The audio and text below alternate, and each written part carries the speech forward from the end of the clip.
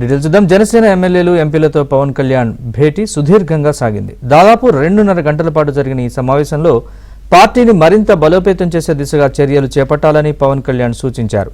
Nominated పోస్టులపై ఎమ్మెల్యేల అభిప్రాయాలు సేకరించిన పవన్ క్షేత్రస్థాయిలో కూటమి నేతలతో కలిసి పనిచేయాలని ఆదేశించారు. అభిప్రాయ భేదాలను ఎప్పటికప్పుడు పరిష్కరించుకోవాలని సూచించారు.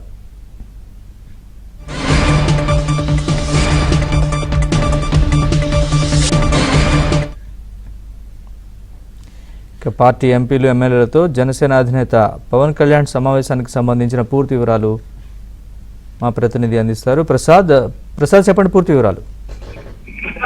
నరేష్, ఈ రోజు జనసేన పార్టీ ఆఫీసులో పవన్ కళ్యాణ్ శాసన ఎమ్మెల్యేలతో ఇద్దరు ఎంపీలతో కూడా సమావేశం నిర్వహించారు. ప్రత్యేకంగా రాష్ట్రంలో జనసేన పార్టీ బలోపేతానికి సంబంధించి అదేవిధంగా క్షేత్రస్థాయిలో కార్యకర్తలను కలుపుకెళ్లే విధంగా పనిచేయాలని కూడా ఎమ్మెల్యే దిశానిర్దేశం చేశారు. ప్రధానంగా ఇటీవల పరిణామాలను కూడా ప్రస్తావించారు. ఇప్పటికే మొత్తం 21 మంది ఎమ్మెల్యేల పనితీరుకు సంబంధించి కూడా నివేదిక తెప్పించుకున్నామని, అందులో కొంతమంది ఎమ్మెల్యేలు కేవలం ఎంపెద్దు పోకలతో ఏకపక్షంగా వ్యవహరిస్తున్నారనే రిపోర్ట్ కూడా తనకు అందినట్టు కూడా చెప్పుకొచ్చారు. ఆ ఎమ్మెల్యేలు కూడా పనితీరు మార్చుకోవాలని చాలా స్పష్టంగా చెప్పినట్టు తెలుస్తా ఉంది.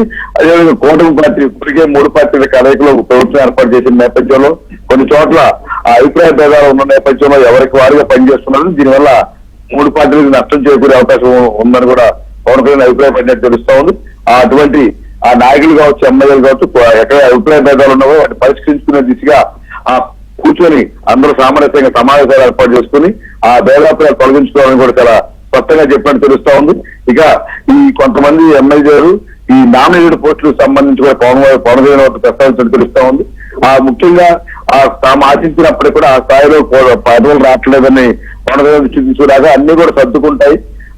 తాము అన్ని అంశాలు ఆలోచించిన తర్వాత సీఎంతో చర్చించిన తర్వాత నిర్ణయాలు తీసుకుంటున్నామని, కాబట్టి చిన్న చిన్న ఆవేదనలు ఉన్నా లేకపోతే అభిప్రాయ భేదాలు ఉన్నా సర్దుకుపోవాలని కూడా సూచించినట్టు తెలుస్తా ఉంది. ఇక పార్టీ బలోపేతమై మాత్రం చాలా స్పష్టంగా పవన్ కళ్యాణ్ తేల్చి చెప్పినట్టు కూడా తెలుస్తుంది. ఎందుకంటే ఇటీవల కాలంలో ఎవరో కూడా క్షేత్రస్థాయిలో పార్టీ కార్యక్రమాలు చురుగ్గా ఎమ్మెల్యే స్థాయిలో ముఖ్య నాయకులు పాల్గొనకపోవడం, కేవలం పార్టీ కార్యకర్తల మీదే కార్యక్రమాలు నడపడంపై కూడా ఆయన అభ్యంతరం వ్యక్తం చేసి తెలుస్తోంది.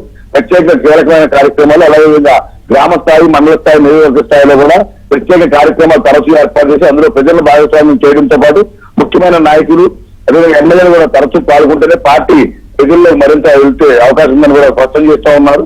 ఈ అంశాలకు సంబంధించి కూడా స్పష్టంగా ఆంధ్ర పార్టీ చెప్పారు. అదేవిధంగా వచ్చే నెల నుంచి కూడా అన్ని నియోజకవర్గాలు పర్యటించారు, తన ప్రధానం కూడా ఉంటే కూడా స్పష్టం చేసినట్టు తెలుస్తుంది.